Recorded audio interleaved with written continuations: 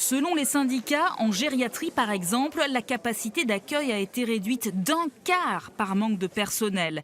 Des lits supprimés également dans les services d'oncologie, d'hépato-gastro-entérologie. Le service d'hospitalisation des urgences serait même fermé depuis plusieurs jours. Pas assez de personnel alors que le problème aurait dû être anticipé. Dès le mois de septembre, il manquait déjà du personnel. Et là, au mois de février, la direction nous a annoncé qu'au mois de juin, il manquait plus de 50 infirmières, qu'il allait manquer plus de 25 aides-soignantes et qu'il allait manquer aussi des ASH, sans compter tous les gens qui depuis se sont arrêtés pour l'absentéisme, par épuisement professionnel. Parce que travailler avec un manque de personnel, on revient sur ses repos et au bout d'un moment, on ne peut plus, on est épuisé.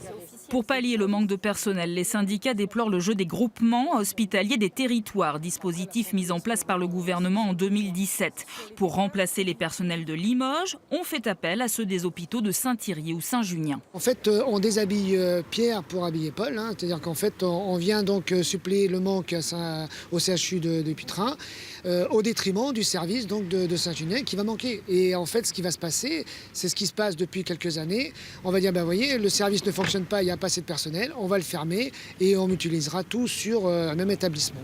Par courriel, la direction de l'hôpital nous assure que la baisse de capacité d'accueil n'est que temporaire et simplement due à quelques arrêts maladie. Les syndicats réclament, eux, un recrutement à la hauteur des besoins.